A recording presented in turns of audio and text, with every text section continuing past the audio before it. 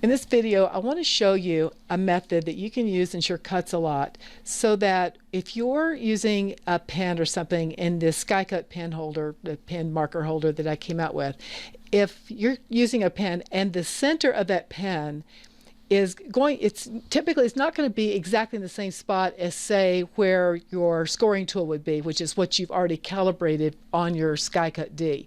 So what happens is, if you get ready to try to do an aligned, you're trying to draw something and then cut around it, you're going to get something that looks like what I've done in this photo, where I just did that. I just threw it in and I said, okay, let's draw with a pen in my marker holder and then cut it out. And so you end up with something like this. So instead, you kind of have a choice. You can go back and you can do a calibration on that pen in that holder, but then that messes up your calibration that you would have done with, say, the scoring tool. And so you'd have to redo that one the next time you put in your scoring tool. So instead, I came up with a method that you can use in Skycut a lot so that it actually will work. And that's what this video is all about. So here on the screen I have a flower. I've taken the flower and let's have a look at the layers. You'll see that I have two layers. I have the flower, which will be drawn with a pen, and then let's say a shadow layer, which would be the blade holder cutting around that drawn image. So now then, what's the next thing I need to do? Well, what you need to do, and it's kind of an interesting thing, it has to do with setting an origin. And in this particular process, what you're going to do is, after you do the drawing, the cutter's going to stop and you're going to set a new origin. And you're going to set a new origin using the camera on the Skycut. If you haven't learned how to do that, then let's see, what is the section for that one? That one is, let me come back up here. It is section 2.05.1 called Setting an Origin Using the Camera. And this assumes that you've already done your camera calibration. But when you use the camera on the cutter to set an origin, you can set a very precise origin, which is what you're going to need to do in this case. So this is the way the process works. Let's go back to our project. You need an alignment shape that's going to be drawn with your pen holder at the same time that it does the drawing. So to do that, you want to use like a little L shape so that you can place it right down at the very corner of the on-screen mat. And so I use the pen tool.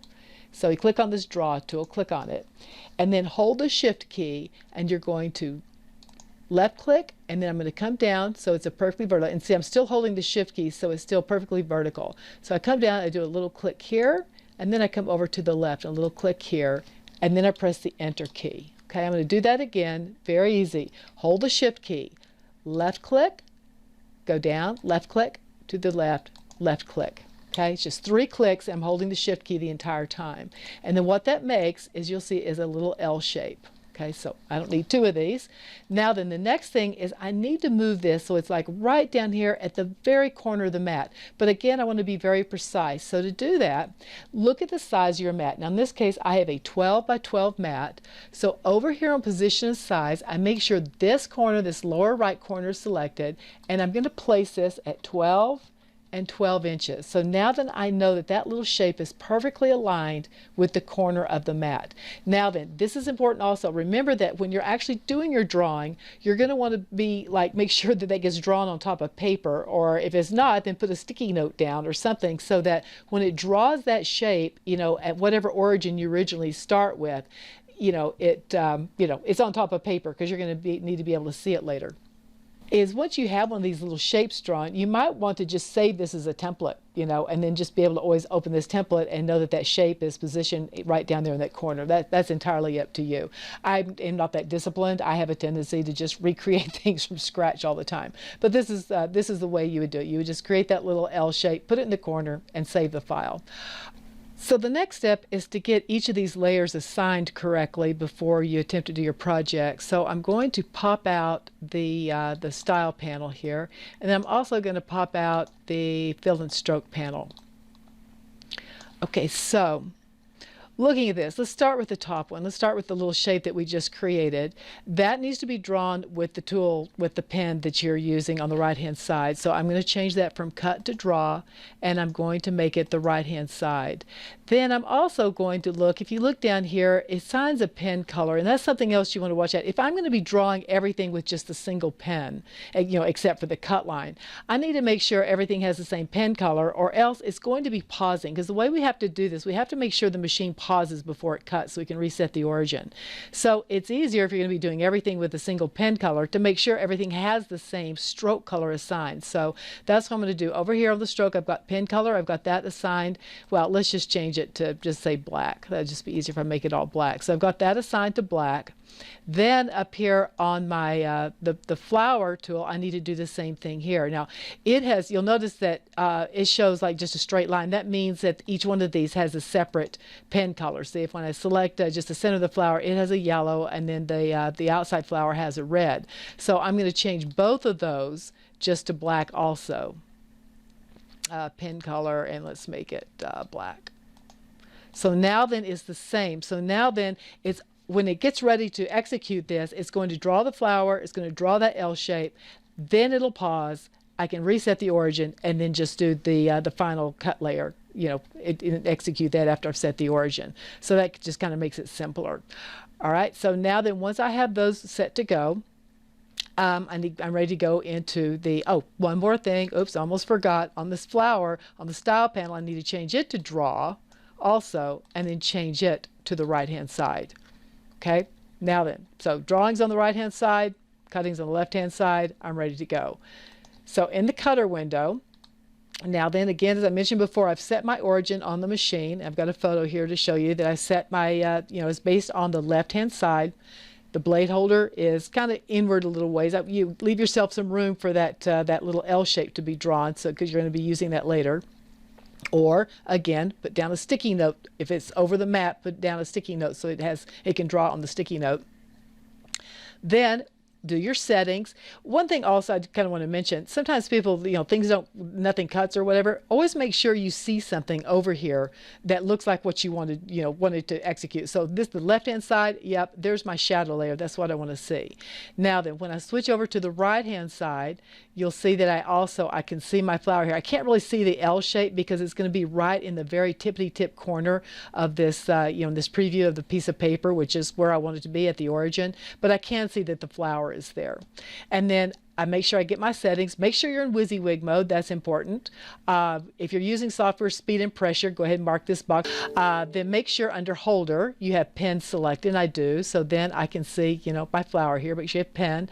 Draw lines, and then this is important. You need to have this prompt here, and you're having the prompt so that when it finishes drawing, it'll pause, and you can go over and change the origin for cutting. All right, then do your settings, whatever you want. I don't need 2 times. I'm going to just put that off in 37. And so then I'm ready to go. So when I click on cut, it pops up, and this is the pen color. Remember, I assigned everything as black. And you can even check up here and make sure, it says job 1 of 2. If I had left all those separate colors, right now it would say job 1 of 4. And so it would be pausing after it does the little cut line, that does the little L shape. It'd be pausing after it does the center of the flower, and then pausing again after the flower. And I just want to pause one time. So again, job 1 of 2, check that too. Then I can click on draw, and it's going to go over and it will draw basically the L shape and the flower. And so here's a photo showing that the flower has indeed drawn, and you see the little L shape. Now then the next step is I'm going to use the camera on the cutter to set a new origin. And it's all going to be based on moving that blade holder into place, but don't worry about that. Just focus on just setting the origin on the cutter. As of right now, which is May 2021, you need to make a quick change on the control panel before using the camera to set the origin. So on the control panel, you should have use double head marked. Switch from double head to use L or left head mode. Otherwise, in double head mode, it will set the origin in right head mode, or otherwise it'll set the origin based on the right side versus the left, and that's not what you want. So then, once that change is made, you're ready to go to set camera and proceed using the instructions I had put in the user manual on how to use the camera to set the origin.